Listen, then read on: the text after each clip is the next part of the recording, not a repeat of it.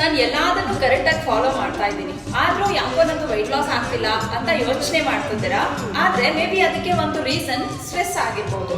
ಆದ್ರೆ ನೀವು ಹೇಳ್ಬೋದು ನನ್ಗೇನು ಸ್ಟ್ರೆಸ್ ಇಲ್ಲ ಅಲ್ಲ, ಆರಾಮಾಗಿದ್ದೀನಿ, ಯಾವುದಕ್ಕೂ ಜಾಸ್ತಿ ಯೋಚನೆ ಮಾಡಲ್ಲ ಅಂತ. ಅಂಡ್ ನಮ್ದು ಬಾಡಿ ಯಾವುದೆಲ್ಲ ಸ್ಟ್ರೆಸ್ ಆಗಿ ತಗೊಳುತ್ತೆ ಗೊತ್ತಾ? ನೀವು ಲೇಟ್ ಆಗಿ ಎದ್ದಿದ್ದೀರಾ, ಆಫೀಸ್ಗೆ ಟೈಮ್ ಆಗೋಯ್ತು ಅಂತ ಯೋಚನೆ ಮಾಡ್ತೀರಲ್ಲ, ಅದು ಸ್ಟ್ರೆಸ್. ಅಂಡ್ ನೀವು ಆನ್ ದ ವೇ ಹೋಗ್ತಿದ್ದೀರಾ ಆಫೀಸಿಗೆ, ಟ್ರಾಫಿಕ್ ಸಿಕ್ದಂಗಿತ್ತು, ಅದು ಕೂಡ ಸ್ಟ್ರೆಸ್. ಅಂಡ್ ನೀವು ಯಾರಿಗೋ ಸುಳ್ಳು ಹೇಳಿದ್ದೀರಾ, ಅವ್ರಿಗೆ ನಿಜ ಗೊತ್ತಾದ್ರೆ ಏನ್ ರಿಯಾಕ್ಟ್ ಮಾಡ್ತಾರೆ ಅಂತ ಯೋಚನೆ ಮಾಡ್ತೀರಾ ಗೊತ್ತಾ? ಅವಾಗ ನಮ್ದು ಬ್ರೈನ್ ಅಲ್ಲಿ ಕ್ರಿಯೇಟ್ ಆಗೋ ಫೀಲಿಂಗ್ ಕೂಡ ಸ್ಟ್ರೆಸ್ ಏನೆ. ನಿಮ್ ಮನೇಲಿ ಮಕ್ಕಳು ಕರೆಕ್ಟ್ ಆಗಿ ಊಟ ಮಾಡ್ತಾ ಇಲ್ಲ ಅಂತ ಜಾಸ್ತಿ ಯೋಚನೆ ಮಾಡ್ತಿದ್ದೀರಲ್ಲ, ಅದು ಕೂಡ ಸ್ಟ್ರೆಸ್ ಏನೆ.